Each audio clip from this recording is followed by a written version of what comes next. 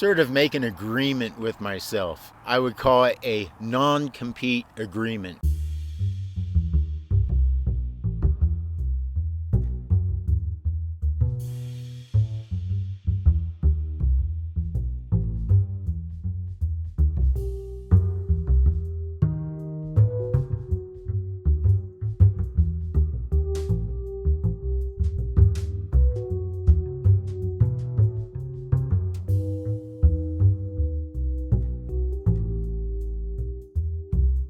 Hey Zeekers, as a car dweller, you are in essence a minimalist. And after climbing yesterday, I really learned something, or maybe I relearned it, which is to free climb, you don't need any gear. You don't need chalk, you don't need climbing shoes. Here's why. Free climbing, you're pretty safe climbing about 5, 6 climbs.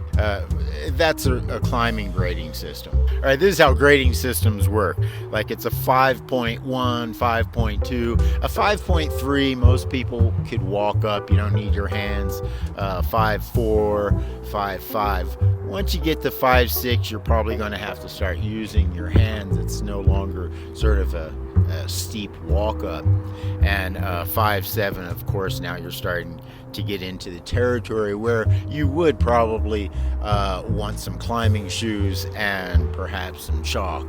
But once you start climbing stuff like 5.7 and above, and you're not wearing and using the proper gear, then you greatly put your life at risk. And that's not the sort of free climbing that I'm interested in. Now, don't get me wrong, you can die climbing a 5.6, but the trick is you just don't let go. As a minimalist, this is really good news because this means I can stop carrying around my climbing shoes and chalk and the rope and all that stuff and just focus on enjoying climbing. I'm going to follow this simple rule of thumb. If it requires climbing shoes and chalk, I ain't climbing it. And I think I have to thank skateboarding and martial arts for this understanding, because in skateboarding a lot of people wear protective gear and helmets and stuff, but the trick there is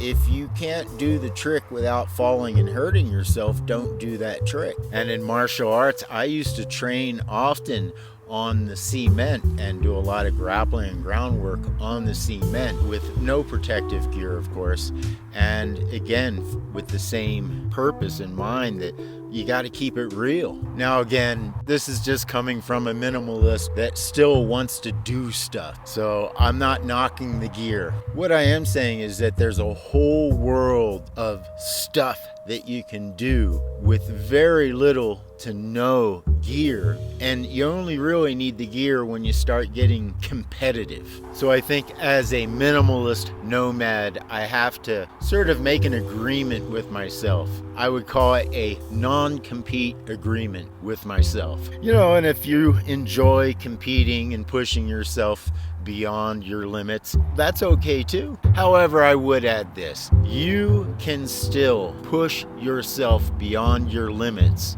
without the gear and always just keep safety in mind. So therefore, you embody the safety rather than giving up agency to that safety to the gear. Of course, this is coming from a recovering gear addict.